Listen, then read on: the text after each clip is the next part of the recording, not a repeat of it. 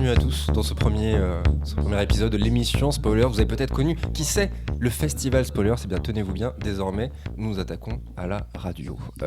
Je vais laisser mes deux comparses se présenter. Dans un premier temps, nous avons Guillaume, ici présent. Bonjour. Bonjour Guillaume. CHP. Comment vas-tu? Écoute. Chips. Mince. J'annule cette blague directement. il a craqué déjà. Non, ça va, très content d'être là pour du coup effectivement cette émission Spoilers. Cette première. Ça fait longtemps qu'on en parle. On va revenir un petit peu sur qui qu'on est, quoi qu'on fait. Tout à fait. Mais avant ça, évidemment, on va laisser le troisième membre se présenter lui-même, ce bon vieux Briac. Salut. Moi c'est Briac. Ça va aussi, je suis très content d'être là. Tu es féru, Briac, peut-être de séries, une sorte de... Tout à fait, je suis doctorant et je suis spécialiste des séries télévisées. Vous êtes doctorant? En tout cas, je fais des recherches sur les séries télévisées. Du coup, on va vous voyez à partir de maintenant, effectivement. Voilà, et plus précisément, je peux me permettre de lire de Twin Peaks. C'est un peu ce qui est le prisme au centre de ton étude. Toi, Guillaume, pas du tout. Oui. Tu n'es pas doctorant. Pas du tout, non. Alors là, pas du tout. Non. Et non, mais tu es féru toi-même au quotidien. Exactement. On va dire amateur éclairé de tout ce qui est science-fiction et fantasy, et donc de séries télé, mais plus vraiment télé, mais on en reparlera certainement à un moment donné. On va en parler. Quant à moi, voilà, tout simplement également. Qui es-tu? Peut-être déjà vu dans des festivals tels que Spoilers, du coup. Exactement. Puisque l'origine de notre nom et de notre trio, c'est la création du festival Spoilers. C'était quand les dates, vous les avez? Non, hein. C'était mi-octobre. C'était mi-octobre, voilà. Mi-octobre 2018, ouais. Voilà, mi-octobre 2018. Donc, après moult péripéties, nous en avons été très contents. Mais on s'est dit, avant l'édition suivante, est-ce qu'on continuerait pas à parler de séries en tout genre grâce à ce podcast? Exactement. Et c'est ce pourquoi nous sommes réunis ici aujourd'hui. On va commencer avec toi, Guillaume. Oui. Tu vas nous parler du spoiler directement, parce que c'est le nom de l'émission, mais ce n'est pas l'angle de l'émission. Notre angle, il est clair, il est précis, c'est les séries télé, premier mot, je me plante, c'est les séries fantastiques et de science-fiction. Exactement. Voilà, pas les films. Pas les séries, pas les séries comiques. Non. Que nenni.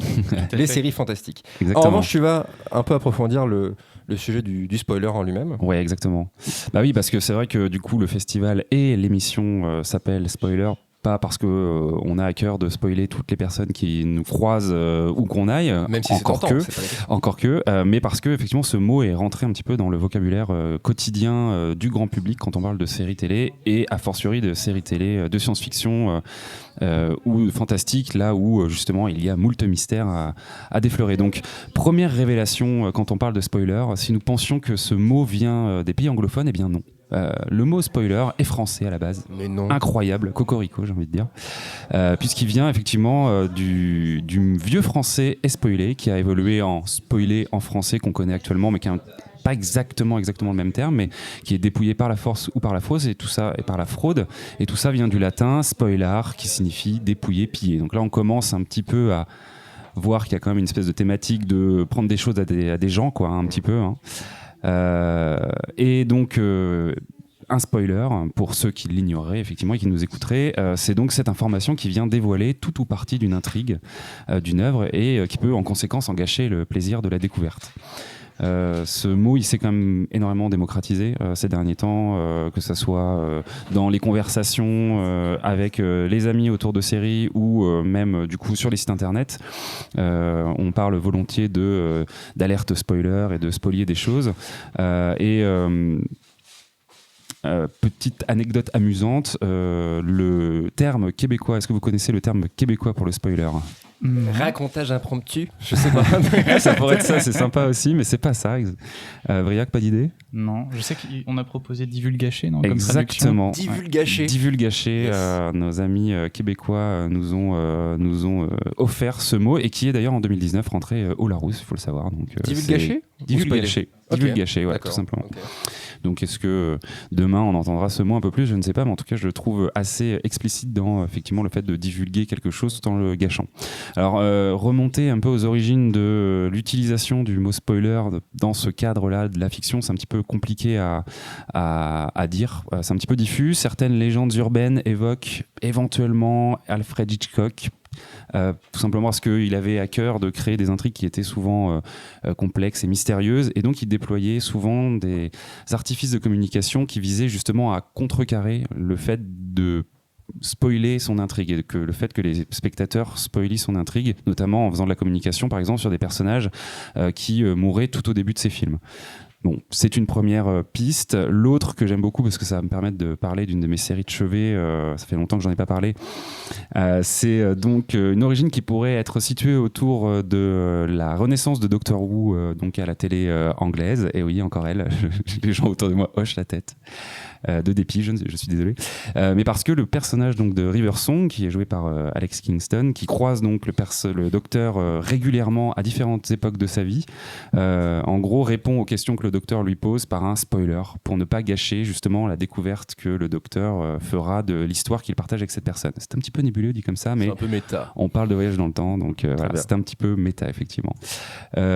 Aujourd'hui, ce mot spoiler est partout sur Internet, évidemment. On a vu les balises spoilers cachant par défaut certains mots de texte fleurir. Certains même vont jusqu'à déployer des stratégies pour éviter de se faire spoiler sur Internet en bannissant de Twitter certains mots-clés à l'approche de grosses séries événements. C'est vraiment devenu un sport quasiment de tous les instants de ne pas se faire spoiler parce que à tout moment, à la machine à café, au bar ou même sur les murs de la ville dans laquelle on habite, on peut se faire spoiler. À Rennes, on a un superbe exemple, il me semble, d'un spoil de Game of Thrones sur la mort d'un personnage bien connu des fans en milieu de série. Je pense que c'est un petit peu vénère quand tu marches dans la rue et que tu vois ce graffiti qui t'indique un énorme morceau de l'histoire. Donc effectivement, maintenant il faut devenir assez prudent de ça, et puis le mot spoiler est devenu quand même assez réputé, et puis c'est aussi devenu un enjeu pour les producteurs de contenu, parce que ça soit pour se prémunir de cet effet-là avec effectivement l'essor d'Internet, les fuites sont de plus en plus régulières, fournies, précises.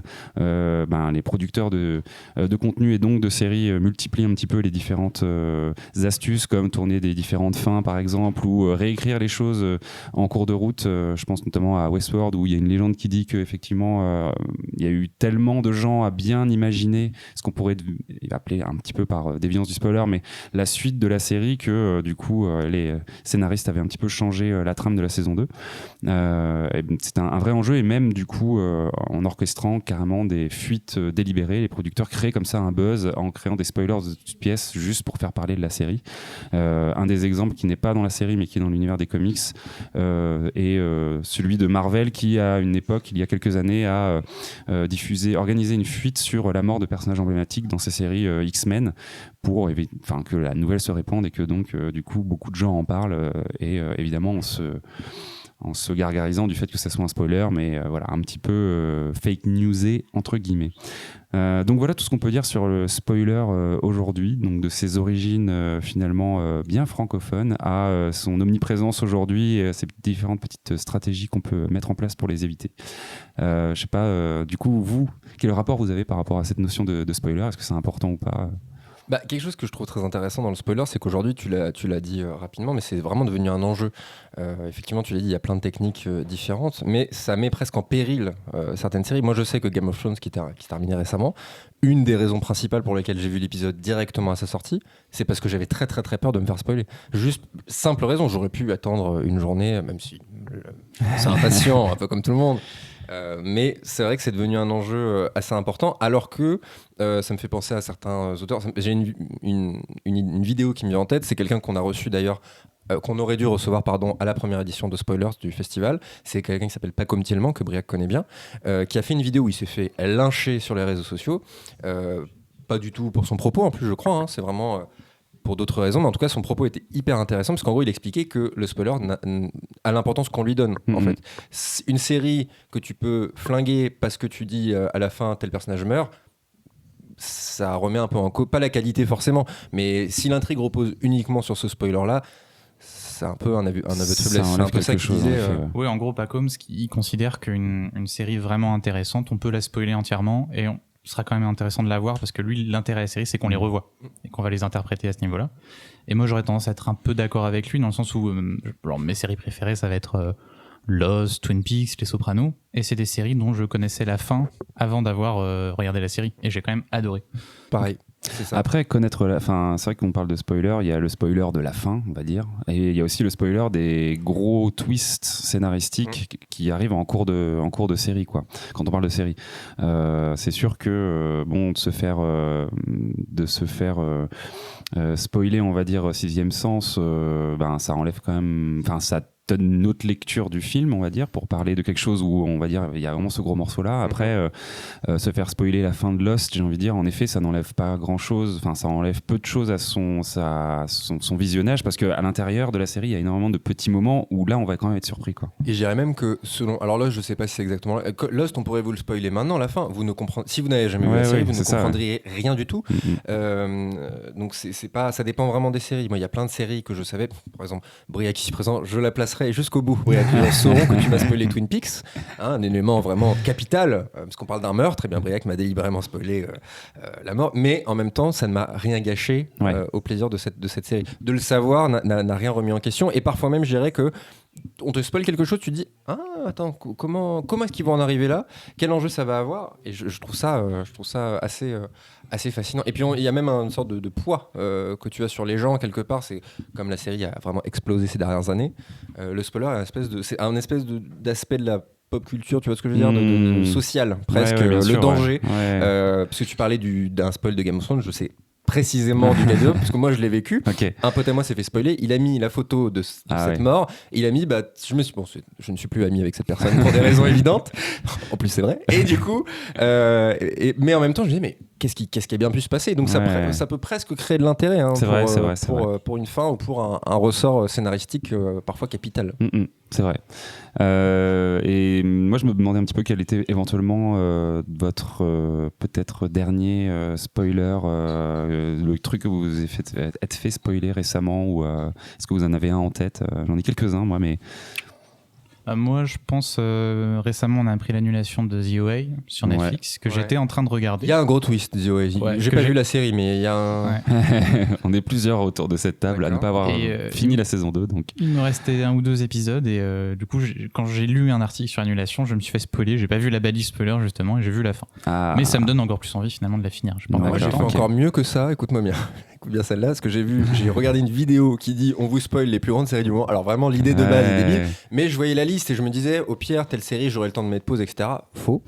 Westworld, je pense, parce que du coup, ça m'a un peu gâché le truc, et je me dis, ça m'a un peu quasiment enlevé l'envie de regarder la série, mais en tout cas, voilà. Et en plus, c'est en une phrase, c'est 1. Donc vraiment d'une simplicité, et vraiment, j'ai fait, mais pourquoi j'ai fait ça?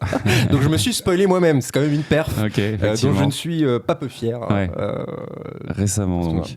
Et moi, justement, quelque part, c'est la même chose que toi, mais volontairement, c'est que je suis en train de regarder du coup la saison 3 de La Servante écarlate actuellement, The Handmaid's Tale, et je me suis spoilé volontairement les derniers épisodes parce que je trouvais ça vraiment un peu long et un peu chiant. Je commençais à en avoir marre, j'étais en train de décrocher, tu vois. Et du coup, je me suis dit, bon, allez, ça va, je vais aller vite fait sur ce que j'avais du retard un peu sur le visionnage, et donc je vais aller regarder le résumé des épisodes pour me spoiler un peu et savoir si effectivement j'avais envie de finir ou pas, quoi. Moi, j'ai vu ça avec Mad Men. J'ai commencé à regarder Mad Men, j'ai trouvé ça tellement chiant, hein, le mot est lâché. Je me suis dit, du coup, je vais me spoiler, je vais voir qu'est-ce que je vais. Et en fait, vraiment, même de lire, alors c'est complètement idiot, je vous l'accorde, mais j'ai lu ce qui allait se passer, mais vraiment de saison, et genre, vraiment, ça restera la même chose, et ce sera définitivement pas mon style, donc la tristesse était amoindrie. Voilà. Très bien. Merci Guillaume pour cette petite présentation du spoiler. Donc on le répète, ce n'est pas le principe de l'émission de parler des spoilers, le nom, parce que même en temps du festival, on disait c'est vrai. Du coup, vous avez spoilé des trucs. Non, pas nécessairement. En revanche, dans cette émission, nous finirons par un bon gros spoil. Exactement. Bien simple. Voilà, on vous mettra une alerte qu'on fera du coup à la bouche pour cette première. Mais en attendant, Briac va nous présenter une des parties de l'émission, qu'on a appelée, alors attention, attachez-vous de votre temps d'originalité, le rétro spoiler. C'est un concept. Briac va nous parler d'une série assez ancienne. Donc là, on est sur du 1996, donc beaucoup plus loin qu'on a l'impression. Il s'agit de Millennium. Tout à fait. Alors, ça fait 20 ans en fait. Il y a eu un moment de latence, je vais m'être trompé. Pas du tout. Je vais vous parler de Joséphine Ange Gardien. C'est ça. Et alors pourquoi Millennium ? En fait, c'est parce que finalement c'est un peu d'actualité, parce qu'en ce moment on a la saison 2 de Mindhunter qui est sortie sur Netflix. Or Mindhunter, c'est sur la naissance du profilage. Et il se trouve que Millennium est une des premières séries à avoir montré un profiler et à avoir montré leur méthode et leur manière d'analyser les serial killers. Alors, Millennium, ça a été créé par Chris Carter, donc le créateur d'X-Files, qui en 96, donc la X-Files avait beaucoup de succès, et la Fox lui dit fais une autre série pour nous, on sera vraiment content. Carter, il a plusieurs idées. Sa première, c'est qu'en fait, il disait qu'il arrivait un peu à capter à cette époque-là une espèce d'anxiété avec l'arrivée du nouveau millénaire. Et il y avait beaucoup de théories sur la fin du monde. Et ça j'aimerais bien retrouver ça dans une série et mélanger ça avec justement des enquêtes sur des serial killers parce qu'il était à fond sur Seven. En fait, il adorait Seven. Ok. Et on le comprend. On comprend. Et même quand le producteur qui l'aidait sur le pilote, il disait mais c'est quoi ta série ? Tu vois Seven ? Ouais, c'est Seven. Et du coup, il disait ça à la chaîne. Et la chaîne était partante là-dessus. Et ils sont même allés chercher le chef décorateur de Seven pour le pilote. Ok.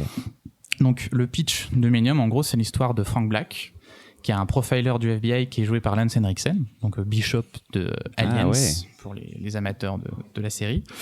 Et donc qui est un type qui donc quitte le FBI parce qu'il trouve que ça a un impact trop lourd sur sa vie de famille. Il a une fillette et sa femme, et il déménage de Washington à Seattle. Et en fait là, en secret, il va continuer à enquêter je pense sur des tueurs en série comme les profilers. Il est engagé par un groupe qui s'appelle le Millennium Group, qui est un groupe constitué d'anciens policiers ou d'anciens agents du FBI qui veulent en fait en gros affronter le mal par petites doses, justement en menant des enquêtes. Ils disent si on peut affronter le mal dans le monde en par exemple arrêtant des serial killers, on va aider le monde à être meilleur. Donc ça c'est leur objectif de base. Alors c'est très marrant parce que, petite parenthèse, mais du coup il y a quelques jours on enregistrait un autre podcast ici même et Pépé qui organise du coup ce marathon nous faisait une chronique sur la Vidoc Society qui est exactement ce genre de société d'anciens policiers qui résolvent des crimes mais qui existe vraiment quoi. Ouais, elle s'est inspirée il y en a une autre aussi, alors je sais pas le nom, une qui existe dans la FBI et qu'en fait Chris Carter avait rencontré en tournant X-Files et ça lui avait donné des idées. Et la particularité de Frank Black, c'est également d'être doté d'une empathie très très très forte, qui fait qu'en fait il a par moments la capacité de voir ce que voient les tueurs. Il voit le monde à travers leurs yeux, et donc forcément ça se révèle être très important quand on mène des enquêtes. Alors le gros atout de cette série déjà c'est Lance Henriksen, qui est vraiment superbe, qui est très grave, très imposant, mais aussi qui arrive à être très émouvant. Et je pense que c'est le rôle de sa vie, hein. C'est vraiment un très très beau rôle pour lui, quelqu'un qui est plutôt un second couteau au cinéma. Mais il y a aussi, dans second rôle, on retrouve Terry O'Quinn, le John Locke de Lost, justement, j'avais vu des images. Qui joue Peter Watts, le superviseur de Millennium, qui s'occupe de Frank Black. Alors c'est pas un aussi beau rôle que John Locke, mais c'est sympa, et en plus il a une moustache. Donc c'est fort sympathique. Fallait croire par ça, Brian. Cette première saison, elle est très sympa, c'est une ambiance vraiment sombre, très forte, et c'est assez violent pour l'époque, hein, pour 96, faut dire on est sur la Fox, hein, on n'est pas sur HBO encore. Et une belle mise en scène avec des petites touches de surnaturel, surtout à mesure qu'on en apprend plus sur le groupe Millennium, parce qu'on commence à découvrir d'autres choses sur ce groupe-là. Je vais pas en dévoiler plus, mais ce qui m'intéresse véritablement, et pourquoi j'ai envie de vous parler de Millennium, c'est la seconde saison. Parce qu'en fait, dans la deuxième saison, Chris Carter était occupé sur le film X-Files. Donc le premier film s'appelle Fight the Future, je crois. Et donc il va chercher d'autres de ses scénaristes d'X-Files, qui s'appellent Glenn Morgan et James Wong, qui sont aussi, je crois, les créateurs de la saga Destination Finale. C'est pas ce qu'ils ont fait de mieux, sympathique. Et il leur dit, voilà, faites une deuxième saison. Et eux, ils se disent, la première saison, ça a manqué d'humour, on va rajouter de l'humour. Donc déjà, ils vont chercher le frère de Glenn Morgan, qui s'appelle Darin Morgan, qui était le spécialiste des épisodes à humour d'X-Files, qui a fait de très beaux épisodes assez méta souvent, donc il en produit 2 pour cette saison-là. Mais ils vont aussi beaucoup plus aller dans le surnaturel, et notamment en examinant un petit peu le groupe Millennium et en racontant son histoire. Alors c'est là que la série connaît quelques problèmes, parce que ça part vraiment dans tous les sens. Et on sait même plus ce que c'est vraiment le groupe. Alors en fait ça a été créé en l'an 10 après Jésus-Christ. Ah mais il y a 2 factions. Ah en fait non, c'est le FBI qui l'a repris. Ça part dans tous les sens, mais finalement on se retrouve dans la position de Frank Black qui ne comprend plus, qui essaie de savoir ce qui se passe. Et ce petit problème de cohérence, mais en fait il vient aussi du fait que la série, elle essaie tout. En fait on a une variété de styles et de genres total. Pendant cette deuxième saison, on a donc des épisodes à humour, on a des épisodes avec des démons, on a des épisodes avec une ville où d'un coup il y a des chiens hyper malfaisants qui commencent à terroriser la population, il faut aller s'en occuper. Enfin, ça part dans tous les sens, mais c'est absolument génial. Et sur ce point-là, moi ça me rappelle en fait vraiment, je pense que c'est vraiment l'héritage d'une série comme Le Prisonnier, de Patrick McGowan, la série des années 60, qui était une série qui justement avait une formule mais changeait complètement de genre à chaque épisode. On bouleversait complètement l'univers et en même temps on gardait une espèce d'unité qui faisait qu'on restait dans le prisonnier, mais on pouvait faire tout ce qu'on voulait avec. C'est quelque chose qu'on a retrouvé aussi dans les années 80 avec une série comme Clair de Lune, avec Bruce Willis et Sybil Shepherd. Et je pense que Millennium, c'est vraiment une des belles représentantes de ça dans les années 90, avec peut-être les séries du Buffyverse. Et c'est intéressant parce que maintenant, plus les séries deviennent feuilletonnantes, moins on a ce genre d'expérimentation au sein de l'épisode, de se dire qu'est-ce que nos séries peuvent être d'autres, quel autre genre on peut aborder avec ce même univers. Et alors le problème, c'est que donc il y a une excellente fin de seconde saison. Parce qu'en fait, Morgan et Wong pensaient que la série serait annulée. Ils ont dit on va faire une fin complètement dingue. C'est apocalyptique. Il y a 10 minutes de vision complètement hallucinatoire d'un personnage avec derrière Horses de Patti Smith. Et c'est probablement ce que j'ai vu de plus expérimental à la télé américaine avant la saison 3 de Twin Peaks. D'accord, ouais. Et donc la fin super belle, très très sombre. Sauf que finalement, la série a été renouvelée. Chris Carter est revenu. Il a dit à Wong et Morgan, non, j'ai pas aimé ce que vous avez fait, cassez-vous. Et il a essayé de revenir vers le ton de la première saison en faisant du groupe Millennium les méchants. Et moi, c'est une saison que j'aime vraiment pas beaucoup. Alors là, c'est défenseur, mais il y a quelques épisodes assez intéressants. Et finalement, on a une conclusion de l'histoire dans la 7e saison d'X-Files, après l'annulation de Millennium. Il y a un crossover où on retrouve Frank Black et le groupe Millennium, et on essaie de conclure cette intrigue-là. Le problème étant que c'est pas un super épisode d'X-Files, et c'est vraiment pas une super bonne fin pour Millennium. Le seul avantage de l'épisode, c'est qu'il y a le premier bisou entre Mulder et Scully. Voilà. Si vous êtes un shipper Scully-Mulder, voilà l'intérêt.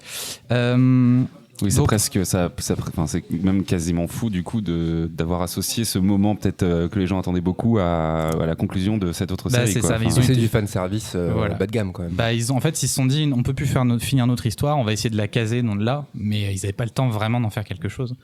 Et donc c'est une série, je pense qu'on n'en parle pas beaucoup, on n'en parle pas assez, mais je pense qu'elle a eu un rôle important, notamment des séries comme Fringe. Ça m'étonnerait en tout cas que les mecs n'y aient pas pensé quand ils les ont écrites.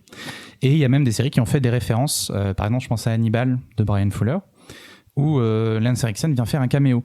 Or, Hannibal, l'histoire de base, c'est la même en fait que Millennium, c'est un profiler qui a une empathie surnaturelle, qui arrive à se plonger dans la tête des tueurs en série. Donc ce caméo, pour moi, c'est forcément une référence en partie à Millennium. Donc Millennium, c'est une série qui est, vous l'avez compris, assez imparfaite, mais quand même vraiment fascinante, et qui essayait de se mettre à la place des tueurs et de les comprendre. C'est-à-dire qu'on les juge, bien sûr, parce que c'est des personnes qui tuent des gens, mais on essaie vraiment de comprendre ce qui se passe pour que la société les pousse à commettre ce genre d'actes, et d'où viennent ces pulsions. Et finalement, c'est une série qui est assez gore, mais qui est jamais putassière. Et en fait, on fait preuve d'empathie envers ces tueurs. Donc, ce qui est intéressant, c'est que la série nous met à la place même du profiler, du héros. On commence à éprouver de l'empathie, comprendre leur vision du monde pour comprendre comment ils en arrivent à faire ces actes-là. Donc voilà. Donc je vous conseille Millennium, mais de vous arrêter à la saison 2 si vous arrivez à vous arrêter là. Parce que souvent on a envie de voir la suite. Mais... tu conseilles vraiment de ne pas regarder en entier? Moi je conseille de s'arrêter à la 2 qui fait une fin. Une fin très dure, mais une fin. D'accord. Et à ton avis, pourquoi est-ce que c'est pas resté dans la postérité? Parce que vraiment, excuse-moi, je te coupe, mais vraiment, tu l'as dit rapidement encore une fois, mais c'est vraiment absolument. Moi, je découvre cette série avec toi. Tu m'en as déjà parlé, mais Guillaume, pareil. Aucune idée. Je sais pas si les gens connaissent vraiment cette série. Alors que les séries années 90, tu parlais de Buffy, il y a plein de gens qui regardent Buffy. Je sais même pas si ça passe pas encore à la télé parfois, tu vois, sur des chaînes obscures. Millennium, jamais. Donc, qu'est-ce qui fait que... Tu dis Millennium, tu penses au bouquin... Effectivement, il y a eu d'autres noms qui ont été repris depuis, mais à ton avis? Tout simplement parce qu'elle n'a pas eu un gros succès. Elle a eu un gros succès critique, en fait, quand elle est sortie, mais jamais vraiment beaucoup d'audience. Et je crois que tout simplement, elle n'est jamais vraiment restée. Même quand elle était en train d'être diffusée, c'est pas quelque chose que les gens regardaient beaucoup. Encore moins en France, je crois qu'elle a été diffusée en France, mais alors je ne saurais plus dire sur quelle chaîne. Et je crois que c'est ça, tout simplement. Et c'est aussi une série qui finalement est très très ancrée dans les années 90, dans son esthétique, dans ses références musicales, beaucoup de Nine Inch Nails. Et puis en plus avec cette histoire de, on a peur de la fin du monde pour l'arrivée de l'an 2000. Donc c'est vrai que ça peut dater la série aussi pour certaines personnes qui n'arriveront pas à rentrer dedans. Ouais. Voilà. Après, c'est toujours difficile de dire ce qui fait que une excellente série marche ou ne marche pas, mais voilà.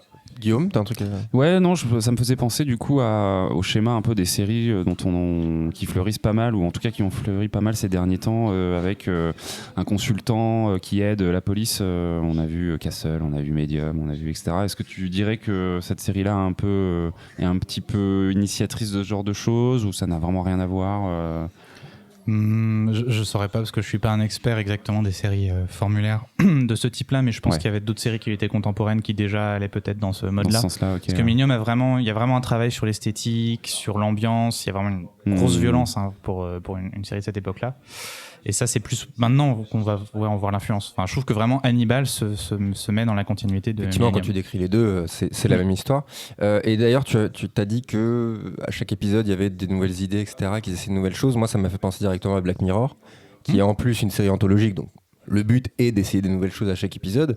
Est-ce que tu penses qu'il y a un héritage aussi là-dedans ou... Black Mirror, je pense que c'est plutôt l'héritage justement des séries anthologiques comme La Quatrième Dimension. Oui, ça c'est Voilà. non, mais je veux dire vraiment sur ce style-là, ou est-ce que c'est juste le même style. Est-ce que c'est pas un peu Millennium, la série préférée de ton showrunner préféré? Tu vois ce que je veux dire? C'est un peu ce qui va donner les origines, Oui. mais qui n'est absolument pas connu du grand public, quoi. Ou alors très très peu. La série de ceux qui font des séries, Ouais. tu veux dire. Peut-être, mais c'est vrai qu'en même temps, j'ai pas forcément trouvé beaucoup de témoignages de showrunners justement faisant référence à Millennium. Finalement c'est assez rare. C'est pas comme dans Twin Peaks où quasiment tous les showrunners actuels vont dire Twin Peaks, j'adore Twin Peaks. Quand j'ai vu Twin Peaks, je me suis dit ça y est, les séries c'est de l'art. Millennium, non, c'est très rare. Moi, ce qui m'avait surpris par exemple, c'est d'avoir vu, je crois que c'était un interview de Alain Resnais où il parlait de Millennium. Il disait le générique il est super. Et en fait, c'est quand il a entendu la musique du générique, donc qui est fait par Mark Snow, le compositeur aussi d'X-Files, qu'il a décidé d'engager Mark Snow. Et Mark Snow, il a fait toutes les bandes son de la fin de carrière d'Alain Resnais. Mais Alain Resnais avait des références américaines, mais des trucs hyper avant-gardistes, enfin par rapport à nous du coup de maintenant. Mais effectivement, il a été vachement inspiré de beaucoup de choses. Et comment toi, est-ce que tu en es venu justement à cette série? Tes recherches, ça fait un moment, mais je crois que j'étais en train de regarder X-Files et puis j'ai commencé à regarder un peu ce qu'avait fait Chris Carter et je suis tombé sur cette série-là, puis le pitch m'a intéressé et du coup je me suis lancé. Alors à trouver en France, c'est assez simple, à trouver en DVD d'occasion sur des sites d'occasion. Neuf, souvent c'est un peu cher parce que ça n'a pas été réédité, mais ça se trouve d'occasion. C'est dommage par contre qu'il n'y ait pas un transfert Blu-ray, on aimerait bien l'avoir en HD. Mais bon. Et dernière question, parce que tu en as parlé rapidement, mais le fait que ce soit le même monde que X-Files, c'est extrêmement rare, non, dans une série. Moi, j'ai pas beaucoup d'exemples, ou alors quand c'est assumé, évidemment. Bon, j'ai pas d'exemples qui me viennent, tu vois, mais est-ce que c'est quand même, d'un point de vue juste production, etc., tu vois, pas forcément de l'intrigue, c'est quand même quelque chose de rare, non? C'est plus ou moins rare. Après, il y avait déjà ça dans certaines séries des années 60 qui étaient des spin-offs en fait, donc forcément il y a le même univers. Mais il y a ça aussi finalement. Et là, c'est pas un spin-off. C'est pas un spin-off, voilà. En fait, c'est juste deux séries du même créateur qui fait des petites références. Crossover en fait. Voilà, et finalement ça finit sur un crossover. Disons que je crois qu'il y avait je me trompe peut-être, mais je crois que dans un des premiers épisodes de Millennium, on peut voir Scully et Mulder à l'arrière-plan quand il est au FBI. Je suis pas sûr. J'adore les détails comme ça dans les séries, les petites. Voilà. X-Files, apparemment, un jour, il va bien falloir que je m'y mette. Apparemment, X-Files fourmille de ce genre de petits détails. Moi, j'adore. Voilà. Je crois me souvenir d'un détail comme ça, mais je peux pas vous garantir. Il faudrait revoir le début. Et est-ce que, du coup, question sur auquel je viens en vous entendant là, mais est-ce que regarder Millennium, ça apporte une autre vision du monde d'X-Files ? Est-ce que ça l'agrandit ou est-ce que ça le travaille d'un certain aspect ou pas forcément? Pas forcément, parce qu'en fait, tu vois, c'est le même monde dans le sens où ils se permettent de faire rentrer les personnages, mais les deux séries n'en ont en fait rien à faire de l'autre. C'est-à-dire que si Millennium 10 c'est la fin du monde maintenant dans ma série, Okay, ouais. ils en ont rien à faire que ce soit pas le cas pour Mulder et Scully. Et puis surtout un que peu c'est des enjeux. services finalement. Oui, il y a de ça, c'est juste ils se font plaisir quoi. Ouais, c'est ça. Et puis parce que même de toute façon c'est des séries qui ont des sujets différents, donc Millennium, les serial killers, puis ensuite les prophéties, les sectes, les démons, alors que X-Files, il y a du démon, mais il y a aussi toute l'intrigue sur les extraterrestres, la colonisation. Finalement ça se rejoint pas vraiment, donc c'est difficile de les faire se rencontrer et de faire en sorte que l'une révèle des choses de l'univers de l'autre. D'accord. Ok. Oui, du coup, c'est Chris Carter qui a été très libre en fait Voilà. dans ces deux cas. Comme quoi l'importance c'est le showrunner en fait finalement. C'est ça. Très bien. Alors qu'un scénariste n'est pas forcément le showrunner de la série. On va passer à la séquence suivante et justement la transition est toute trouvée avec Damon Lindelof. Qui, alors, on va le préciser maintenant, comme ça c'est fait. Le son que vous entendez en arrière-plan, c'est pas mon ventre qui gargouille, c'est tout simplement des travaux qui se déroulent dans les studios. Dans les studios où nous nous trouvons. Donc n'y prêtez pas attention de toute façon. Et autre chose qu'on n'a pas dit, mais évidemment, vous pouvez réagir sur un chat que je vois à ma droite. Si vous avez des questions, des réactions sur ce qu'on est en train de dire, surtout, n'hésitez pas. Du coup, je vous disais, une transition toute trouvée. Damon Lindelof, maintenant c'est un grand scénariste des séries télé américaines. Il n'est pas showrunner de la série dont tu vas aussi nous parler un peu plus tard. Je parle du spoiler de fin d'émission, ne ratez pas, restez jusqu'au bout surtout. Il est showrunner de cette série ? Oui. D'accord. Parce que non, mais justement, c'est la question. Tu vas nous présenter cette personne. Non, mais c'est parfois un peu. Moi, on va en reparler, mais Damon Lindelof, j'ai souvent l'idée d'un espèce d'incompris. Tu vois, un coup, on sait pas exactement ce qu'il fait, mais quand c'est lui qui fait, il s'en prend plein la gueule et en fait non, etc. Donc, tu vas nous présenter ce bon vieux Damon. Tout à fait. Alors, je pensais faire un petit topo sur sa carrière pour arriver un petit peu à son actualité. Ça tombe bien, j'adore le topo. Voilà, on va faire un petit topo. Et ensuite, on va arriver à son actualité qui est intéressante parce qu'elle est très représentative, un peu, on va dire, de deux axes de sa carrière. Ouais. Alors, Lindelof, donc gamin des années 80, enfin 70-80, il a grandi avec Star Wars. C'est quelqu'un qui a été traumatisé par Pulp Fiction, donc avec sa chronologie complètement retournée, qui forcément on retrouve en fait dans ses séries, hein, son goût pour les temporalités bousculées, et aussi bien sûr par Twin Peaks, qu'il était complètement fasciné, obsédé par Twin Peaks, et on retrouve carrément ça dans les séries qu'il a créées ensuite. Et alors étonnamment, il n'a pas commencé tout de suite dans la télévision, mais au cinéma. En fait, donc lui, il voulait être scénariste, mais il s'est dit, si je veux réussir à vendre mes scripts, est-ce que ça se passe bien, il faut que je connaisse le côté un peu business. Donc il a travaillé dans des agences pour acteurs, il a travaillé dans des boîtes de prod, et en 98, il tombe sur Les Sopranos. Et là, il se dit, ah ouais, ok, on peut faire ça. Bon bah du coup, faut que je fasse des séries. Et après, il appelle tous ses contacts. Il trouvez-moi un job dans une writers room. Faut que je m'y mette, faut que j'apprenne. Même si j'amène le café, je commence. Donc il a fait une première série où je crois qu'il a été annulé même peut-être avant qu'elle sorte au bout de 2 épisodes. Il a pas fait grand chose dessus, qui s'appelait Wasteland. Et ensuite, il a été engagé sur Nash Bridges. Avec Don Johnson. Avec Don Simpson. Don Johnson. Père de Dakota Johnson, donc forcément c'est. Quelle question est-ce que tu te poses? Non, le nom de la personne? Non, mais Don Simpson, c'est pas le mec de Miami Vice? Écoute, continue, je vais aller vérifier. Dis-moi pour Nash Bridges. Si je suis à tort, je saurais te le... Et dont le showrunner était Carlton Cuse. Et Carlton Cuse, c'est devenu son mentor et c'est la personne avec qui il a travaillé sur la série dont on va parler tout de suite. Ensuite, Nash Bridges s'est arrêté. Il a travaillé quelques années sur Crossing Jordan, donc je crois que c'est preuve à l'appui en français. Oui. C'est dont je ne peux pas vous dire grand-chose, je l'avoue. C'était un policier sur des médecins légistes, il me semble. Puis des preuves, et puis il y a de l'appui. Grâce aux preuves, il y avait quand même cet acteur de Sliders, il me semble qu'il jouait du coup le rôle du flic. Il y avait Miguel Ferrer de Sliders, les mondes parallèles. Tout à fait. Avec Jerry O'Connell. Ouais. Est-ce que c'est cette personne? Il me semble que c'est ça, ouais. J'adore cet acteur. Et donc il travaille sur Crossing Jordan et en même temps il est en train de voir 2 séries qui lui plaisent beaucoup par un mec qui s'appelle J.J. Abrams et qui s'appelle donc Felicity et Alias. Et Alias c'est donc carrément sa cam et il veut absolument travailler dessus, il cherche comment il pourrait faire. Il tanne son agent pour pouvoir rencontrer J.J. Abrams et finalement son agent l'appelle et il lui dit ça y est c'est bon j'ai un rendez-vous. Par contre c'est pas pour Alias, c'est pour une série de merde avec un naufrage, un avion, c'est le patron de la chaîne qui veut le faire, mais t'y vas et puis hop tu détournes la conversation sur Alias. Il se dit d'accord, bon il réfléchit, il cherche des idées, il rencontre Abrams, tout de suite ils s'entendent super bien. Et alors en fait là on voit Abrams il arrive et lui il propose tout de suite un peu les premiers mystères de la série, c'est-à-dire la trappe. Donc dans Lost on a une trappe qui va nous obséder pendant la première saison. C'est lui qui dit ce serait bien s'il y avait une trappe là et puis il y aurait d'autres mecs sur l'île, ce seraient les autres et puis il y aura un monstre. Donc lui il arrive tout de suite avec ces éléments là, il se dit il faut que l'île soit intéressante. Et Lindelof lui il pense vraiment plus au côté narratif dans le sens où il se dit ok alors un naufrage faut pas que ce soit sur une trop longue période de temps le début parce que sinon c'est bizarre que ce soit pas secouru, donc faut que ce soit court, faut que genre chaque épisode soit 2 jours et comme ça ferait 40 jours dans la saison et puis là c'est réaliste, puis comme ça les personnages ils évoluent pas trop physiquement et puis alors qu'est-ce qui se passerait, alors moi si j'étais dans un crash je voudrais pas tout de suite raconter ma vie à tout le monde, donc ils auraient des secrets, ils veulent pas tout de suite le dire, mais en même temps ces secrets on pourrait les voir dans des flashbacks, comme ça on sort de l'île, on n'est pas obligé de tout tourner, donc on voit tout de suite ils commencent à penser au côté le plus pratique et comment on peut en faire une bonne série, et donc ils s'entendent très bien, ils écrivent et tournent le pilote très très très rapidement. J'ai plus les dates, mais c'est vraiment un truc hyper rapide avec un budget assez confortable. Et ensuite, ils se lancent tout de suite sur la série, sans avoir forcément de plan, sans avoir prévu à l'avance ce qu'ils allaient faire. Donc, par exemple, ils savaient pas au début ce qu'ils allaient mettre dans la trappe. Donc, et la règle de Lindelof, c'était on ne résout pas une intrigue, on ne révèle pas quelque chose tant qu'on n'a pas trouvé mieux derrière. Donc, on n'a pas trouvé quelque chose qu'on allait faire avec ça. Un autre mystère. Voilà. Et donc, Abrams, il doit partir parce à ce moment-là, il doit travailler sur Mission Impossible 3. Et donc Lindelof appelle son ami Carlton Cuse, son ami et mentor, pour l'aider, et c'est eux qui vont co-showrunner la série Lost pendant ces 6 saisons. Et je crois que Carlton Cuse travaillait à l'époque sur Le Flic de Shanghai. Donc, avec Samo. Malheureusement, on n'a pas eu une 3e saison du Flic de Shanghai à cause de Lost. Merde. Je sais qu'il y a... Attends, tu veux dire qu'il y a eu que 2 saisons du Flic de Shanghai? Oui, il n'y a que 40 épisodes. Ah la vache. Et du coup, c'était bien Don Johnson.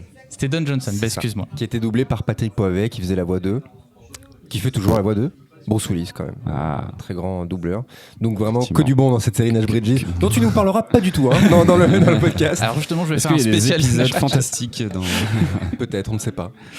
Et donc Lost, alors Lost, on va pas forcément en parler beaucoup là, tout simplement parce que c'est une série assez connue, et je pense qu'on se fera peut-être un jour un spécial Lost carrément pour vraiment rentrer dedans. Il y a 2-3 choses à dire. Voilà, il y a 2-3 choses à dire sur Lost. Ce qu'on va juste rappeler, c'est que c'est une série qui a fait beaucoup polémique sur sa fin, qui n'a pas plu à une partie des spectateurs, et que Lindelof en a beaucoup souffert parce qu'on l'a vraiment, il a vécu une situation de harcèlement vraiment sur les réseaux sociaux, comme par exemple avait pu le vivre Patrick McGowan, le créateur du Prisonnier, quand la fin du Prisonnier est sortie. Il se faisait suivre dans la rue, les gens lui envoyaient des lettres. Et Game of Thrones récemment. Game of Thrones, même dans l'animation, je crois que ça a été le cas de Hideaki Anno sur Evangelion. Enfin, c'est quelque chose qui revient souvent quand on fait une fin un petit peu original. Bon, après, je pense que la fin de Lost c'est un peu différent justement de la fin du Prisonnier, mais on reviendra là-dessus. Tout ça pour dire qu'il en a beaucoup souffert, mais que finalement il a réussi à se relever, en tout cas aux yeux du public, avec la série Leftovers, qui est sortie en 2014, qui s'est conclue en 2017. Moi, je la considère comme la plus grande série des années 2010. Je pense que c'est vraiment un chef-d'œuvre. Et cette fois-ci, pareil, je pense qu'on fera un spécial Leftovers quand mes compères l'auront vu. Hein, oui. Voilà. Fini. J'ai commencé. Et là, la fin, par contre, a été très très bien reçue de manière assez générale. Ce qui peut être assez frustrant justement pour les fans de la fin de Lost, parce que moi j'en ai marre qu'on me dise cette fois-ci il a réussi. Mais non, c'était déjà réussi avant. Faut pas toujours la comparer. Mais après, en même temps, c'est vrai que vous verrez, du coup, Leftovers est vraiment aussi écrite en prenant en compte Lost, et c'est presque un miroir de Lost par certains aspects. Enfin, c'est vraiment il continue son œuvre et il réfléchit dessus. Et pour ça, d'ailleurs, je vous conseille d'aller regarder, si vous le trouvez sur internet, les captations des journées Lost et Leftovers de l'université Rennes 2. On a justement pas comme Thielman en parlait, mais aussi des chercheurs comme Sarah Hatchwell, Claire Cornillon, Florent Favard, qui travaillent sur Lost et Leftovers et qui traitent justement de ce genre de sujet. Mais parallèlement, du coup, alors, juste sur The Leftovers, du coup, il est seul à la barre ou il co-showrun avec d'autres personnes Leftovers, je crois qu'officiellement il co-showrun avec Tom Perrotta, qui est l'auteur du roman sur lequel est basée la série. Okay, d'accord, ouais. C'est assez difficile en fait de savoir. De toute façon, c'est difficile pour toutes les séries, mais de savoir ce qu'il fait exactement, parce que c'est quelqu'un qui est très gentil. Et qui va toujours dire, quand on lui demande de qui vient l'idée, dire je sais pas, c'était la chambre de scénariste, l'idée est venue comme ça, on est allé à fond. Très modeste. Ce qu'on sait, c'est que lui, en fait, il avait tendance à faire ce qu'ils appelaient, je crois, dans la chambre de scénariste de Leftovers, c'est des grenades Damon, c'est-à-dire qu'il arrivait, il faisait et si en fait, paf, c'était ça, ces deux personnages-là ils meurent. En fait, non, maintenant c'est dans tel monde, enfin, ce genre de choses. Et c'est quelque chose qu'on retrouve à la fois dans Lost et Leftovers, donc ça, je pense qu'on voit un peu sa patte, les gros twists de Lost. Dont le We Need to Go Back, pas trop le dire, mais bon, ça on sait que ça vient de lui. Et donc en fait, parallèlement, entre Lost et Leftovers, ce qu'il a fait aussi, c'est qu'il a travaillé au cinéma. Et ça, c'est le versant de sa carrière qui est souvent un petit peu moqué, en tout cas dénigré. Donc pour rappeler, il a travaillé sur le scénario de Prometheus de Ridley Scott, du deuxième Star Trek de J.J. Abrams, de World War Z. Que du bon, quoi. Voilà. Et alors, le truc, c'est il est devenu un petit peu un bouc émissaire. En tout cas, c'est-à-dire que quand on voit son nom, souvent sur Internet, on va voir tout de suite les commentateurs nous dire ça va être de la merde, c'est Lindelof. Moi, ce que je voulais juste rappeler, c'est qu'en fait, quand on regarde l'histoire de production de ces films-là, il est toujours arrivé sur un projet qui était déjà en cours, sur des idées qui étaient déjà là. Et par exemple, sur Prometheus, Ridley Scott n'était pas content du scénario. Il lui a envoyé et il lui a dit peut-être faudrait faire ça, ou alors changer un peu ça, quoi. Et quand on voit ce qu'il proposait, c'était juste de dire faut un peu déconnecter d'Alien, parce que là ça a aucun intérêt, on voit tout de suite où ça arrive à la fin, ce qui était un conseil intéressant. Après, moi je soupçonne fortement Ridley Scott d'être responsable de la plupart des problèmes du film Prometheus. Et pas Lindelof. Je crois que lui, de toute façon, je crois qu'il y a un avou, il dit ça. Quand Ridley Scott te dit vas-y, mets ça dans le scénario, tu le mets. Enfin, lui, il était juste hyper fan de ce mec-là. Et pareil, pour Into Darkness, c'était déjà écrit par Alex Kurtzman et Roberto Orci. Lui, il est arrivé après en disant mettez ça là, essayez ça, voilà. Et même World War Z, il est crédité. Je pense que c'était un peu un coup promotionnel, mais de ce que j'ai compris, le film, la fin ne fonctionnait pas. Ils l'ont appelé, ils l'ont dit qu'est-ce que tu ferais. Il dit essayez. Alors, je sais plus comment ça finit exactement. Il trouve est-ce qu'on spoil World War Z ou Ça sert à rien. Ouais, si. Il a trouvé l'idée de la fin. En gros, il a proposé une idée pour la fin. C'est pas l'idée du livre en tout cas. Non.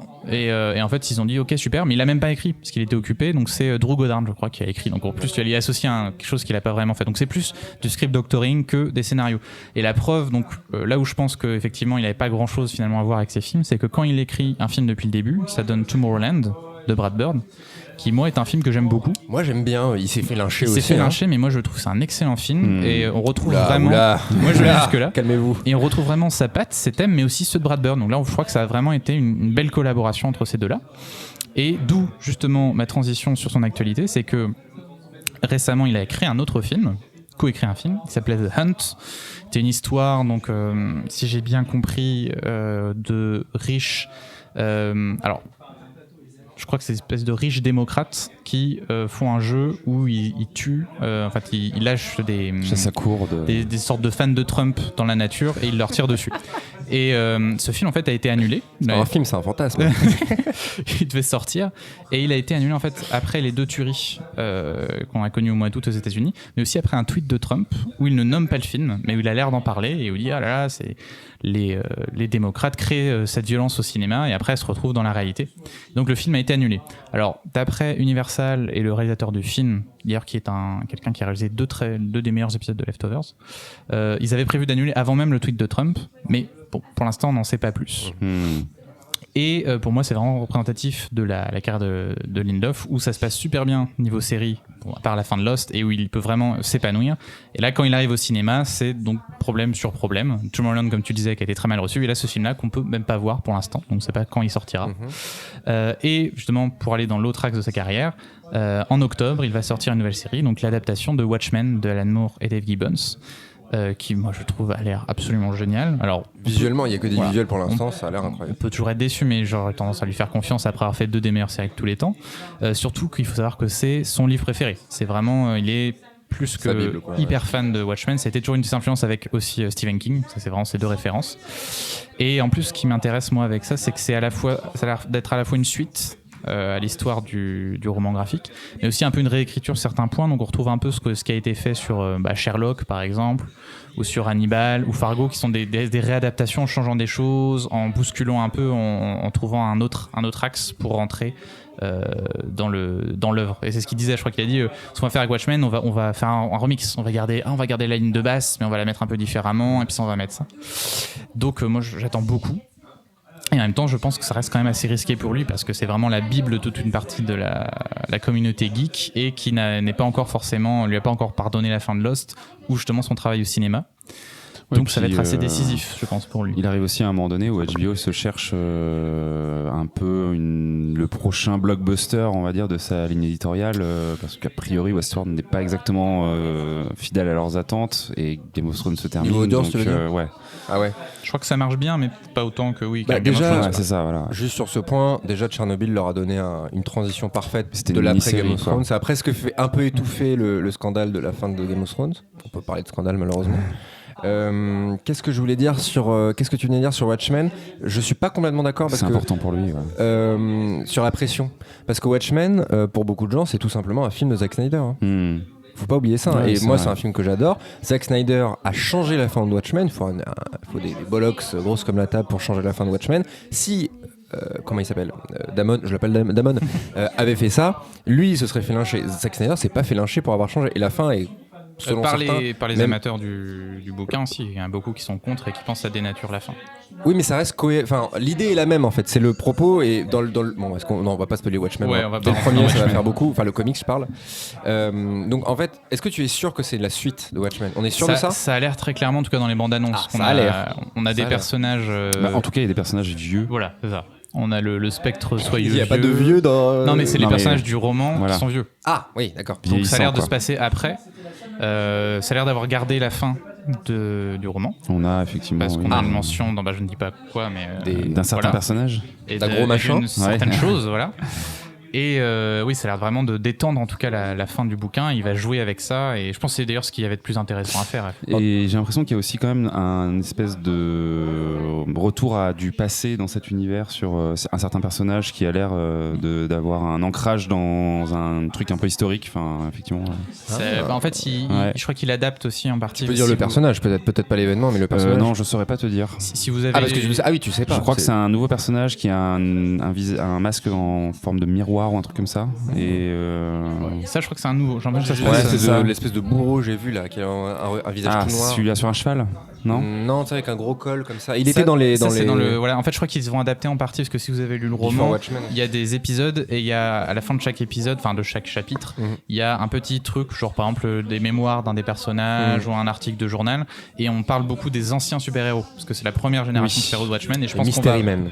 Voilà, on va avoir, je pense, on va pas mal en parler dans cette série-là. Ouais. C'est pour ça que je me demandais si c'était la suite. Est-ce que ce serait pas une espèce de préquel Je pense que ça va être les deux, probablement. Mais pour revenir à Damon Lindelof directement, tu parles que tu disais Tom Holland revient sur les thèmes, etc. T'as pas forcément. Est-ce que tu peux nous en dire plus sur les thèmes propres à Lindelof ? C'est quoi ? Tu vois, avec des mots-clés, quoi. Vraiment, je sais pas.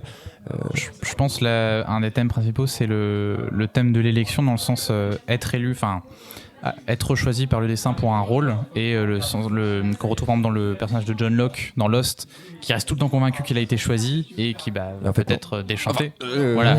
Et alors que d'autres personnages comme Jack justement essaient de refuser ce rôle à plusieurs reprises, et je crois qu'on retrouve vraiment ça notamment par le personnage qui est joué par George Clooney.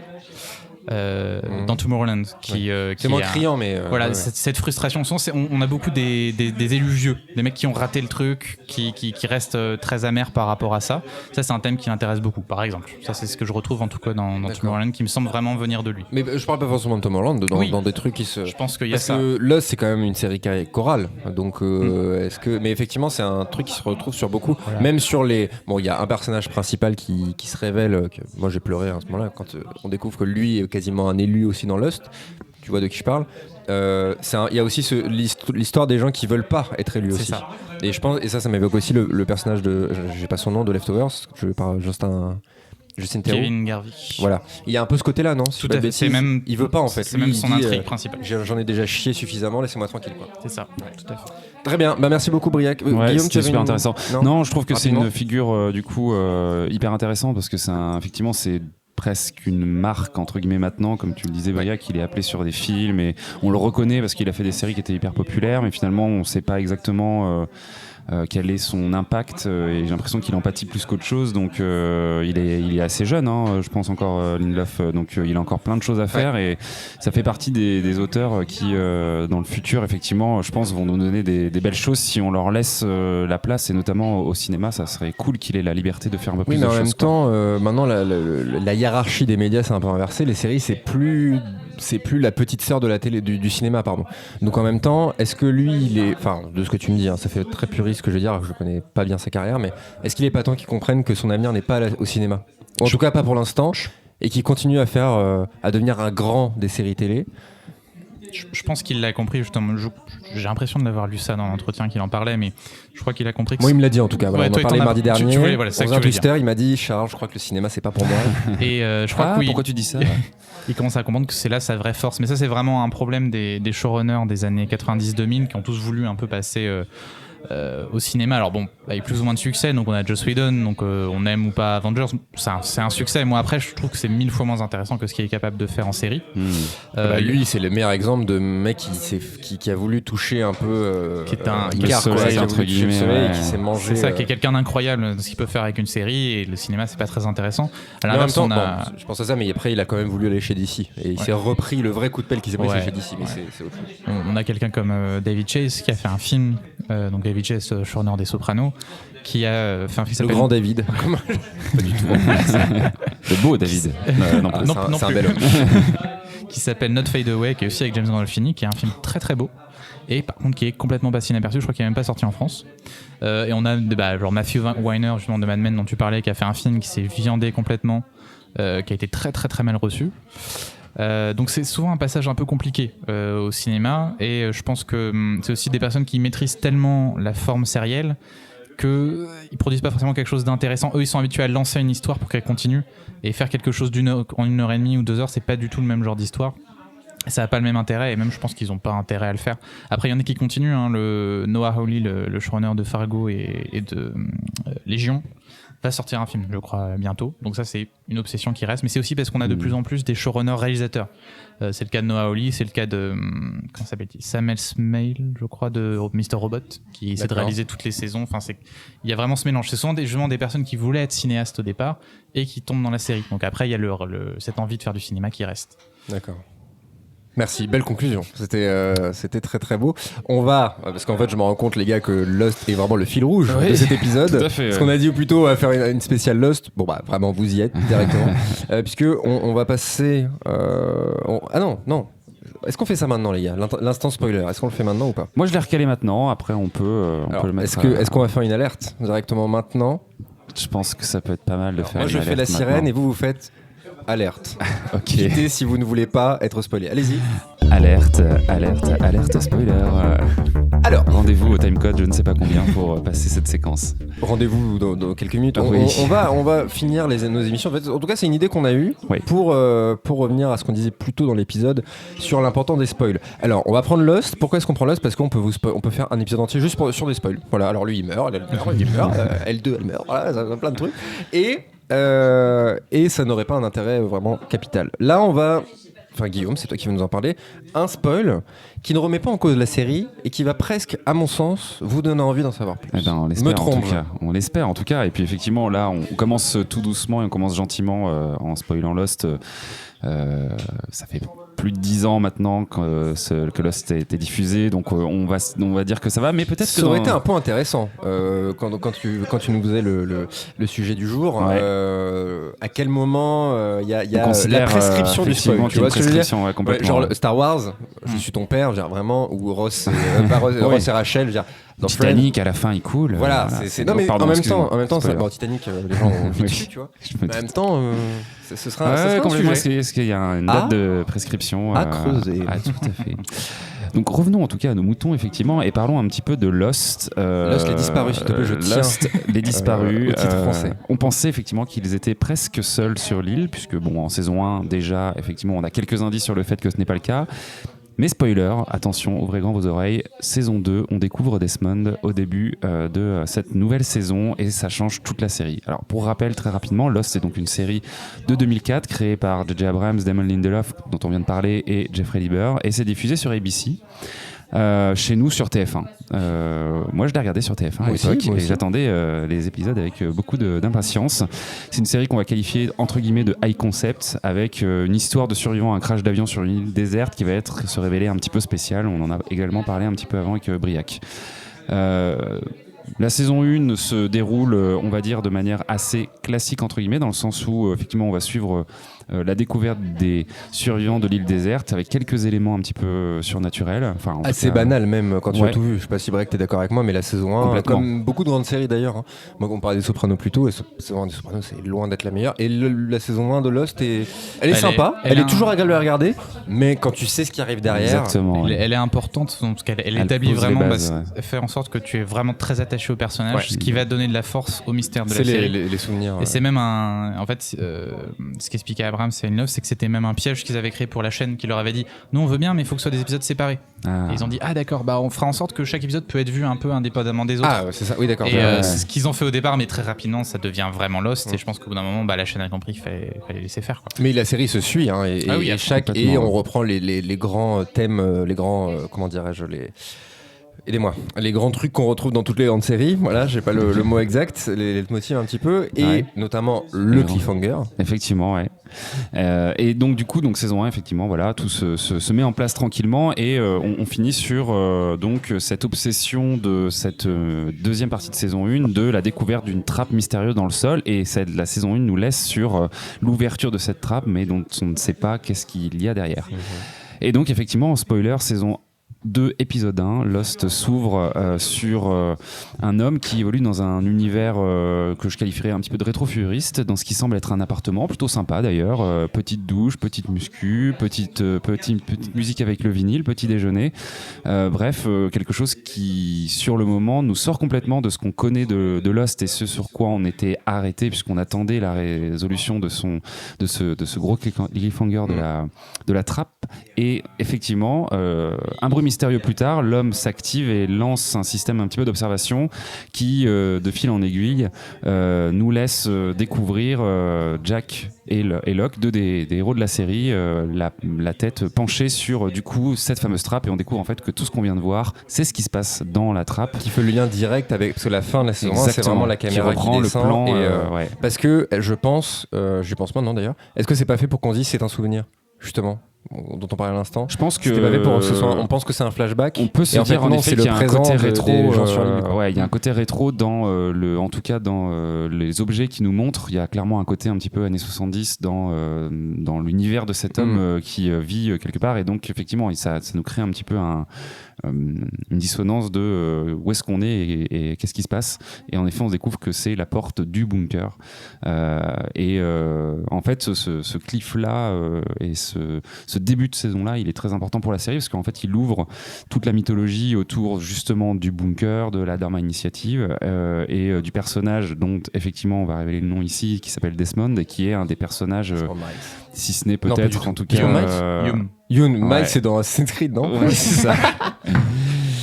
Qui est un des personnages en tout cas très très apprécié des gens, et peut-être pas un des meilleurs, mais en tout cas un des très bons personnages, et donc voilà, c'est un moment qui est important, qui est charnière pour la série, parce qu'effectivement il relance la saison 2 qui est souvent une saison je pense qu'il y a un enjeu, parce que quand il y a eu un succès derrière, il faut qu'on puisse renouveler la promesse de la suite des aventures, et il y avait peut-être une frustration, je pense, des fans de la fin de la saison 1. En tout cas, moi, c'est comme ça que je l'ai vécu à l'époque. Et là, c'était clairement, un vrai gros cliffhanger qui avait fonctionné, quoi. Il y avait un petit côté Lost, c'est cool, il y a des mystères, mais on nous donne pas trop à manger rapidement, quoi. Il y avait un côté un petit peu comme ça, ce qui sera le cas sur toute la série au final, mais en tout cas, là, début de la saison 2, directement, on nous offre ce qu'on nous promettait de nous faire découvrir en saison 1. Et encore une fois, il y a l'ouverture à énormément de choses. Il va se passer plein de choses dans ce bunker, des choses très importantes pour les personnages et pour l'île. Et donc, c'est pour ça que je l'ai retenu pour ce premier instant spoiler, et qu'on l'a un petit peu retenu tous ensemble. C'est que normalement, ça vous spoil pas grand-chose, mais ça reste rien en question, en tout cas, un moment en tout cas vraiment très important. Et je pense qu'il vraiment là pour le coup, si tu le sais. En tout cas, quand tu le sais pas, apporte vraiment une surprise assez précieuse, quoi. Et pour nous qui réfléchissons un petit peu au médium, c'est vrai que c'est là. Est-ce que c'est pas le moment où la série part en vrille en quelque sorte? C'est là où elle rentre dans le fantastique, enfin pas dans le fantastique, mais dans le mystère, quoi, le mystère complet. Est-ce qu'il y a déjà, pour du coup, c'est du fantastique, c'est Locke qui est ah, ça c'est un spoil ou pas? On en parle de Locke qui est qui a des problèmes de mobilité. Oui. Moi, est-ce que c'est fantastique? C'est pas fantastique. Ah bah si là t'es handicapé depuis 40 ans, et enfin depuis des années, et que sur le moment, t'as un crash d'avion et tu peux marcher. Il y a le monstre qu'on a aperçu brièvement. Il y a le monstre dans la saison 1, ouais. On n'a pas aperçu. On l'a vu en champ. On voit très avec vite. le pilote, non? On voit passer un moment. Non, je crois que c'est dans la fin de saison. On l'aperçoit très vite passer un moment. Ok, d'accord. Et il y a 2-3 éléments. Enfin, on a des suspicions autour du personnage. C'est là que Walt, ça devient une grande série, je pense, parce que moi vraiment, du coup, vous aussi vous l'avez vécu à l'époque, et moi vraiment, je me rappelle ce cliffhanger, c'était genre, mais qu'est-ce qu'il y a de ça? Mais c'était là, et la saison 2, Mama Cass, c'est la musique, moi j'adore cette musique, notamment parce que Make Your Own Kind of Music, tu te dis waouh. Qu'est-ce que c'est que cette histoire? Et même avec là, en préparant effectivement l'émission, je l'ai re-regardé. Enfin, il y a un truc, quoi. Dans cette scène, il y a un truc. Le montage est vachement cool, la réal est vachement cool. Il se sent et en même temps, était même pas déçu d'avoir eu ce cliffhanger, parce qu'il y a des cliffhangers malheureux. Malheureusement, tu dis bon, en fait c'était ça. Et là non, quoi. Et il le savait pas du coup. Ce que tu sous-entends, il le savait pas en tout cas.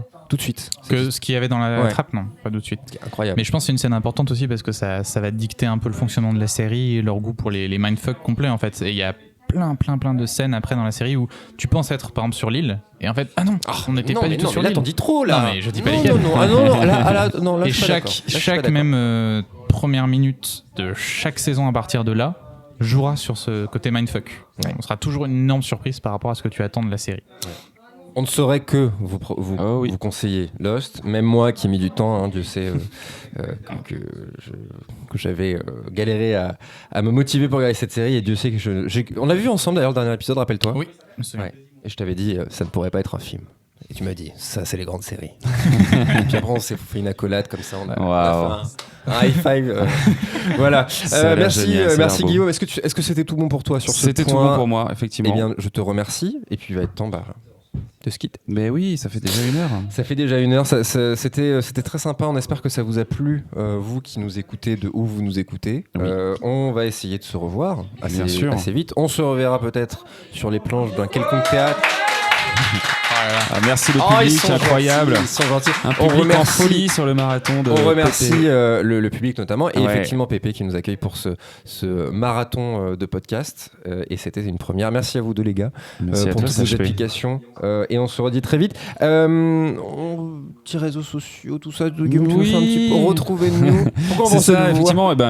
Suivez le Festival Spoilers sur nos réseaux, effectivement. Donc Twitter et Facebook en premier lieu. Et oui, on a aussi un petit site internet où vous pourrez voir des petites photos et des petites vidéos de l'édition du coup saison 1 2018 aussi, et vidéo effectivement, des petits reportages, des petits retransmissions, captations des conférences qu'on avait pu avoir avec Rafik Joumi notamment et voilà les réseaux sociaux, Twitter, Facebook et puis du coup cet épisode sera très certainement, mais si vous l'écoutez vous le savez déjà, disponible sur certains canaux transmis parmi nos réseaux.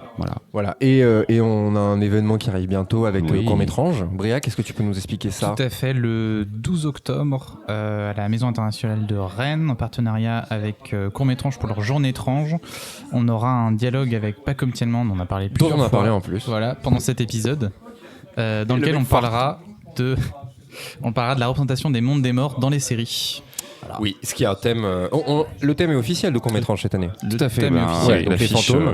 Et je me rappelle plus de l'affiche par contre. Ah si, avec les morts. Une galerie de personnages une sorte de famille. Très on adore Court-Métrange. Beaucoup d'amour. On n'est pas du tout objectif. Non, Court-Métrange. Voilà. Non, mais c'est un gros plaisir d'avoir du coup pas comme Tielman parce que ça fait longtemps qu'on veut l'avoir et effectivement, enfin, il sera là parmi nous. Voilà, merci à tous et à toutes de nous avoir écoutés. Si vous avez des réactions, tout ça, n'hésitez pas à nous en faire part sur Facebook notamment. Voilà, merci beaucoup. Merci à très vite. À bientôt. Ciao.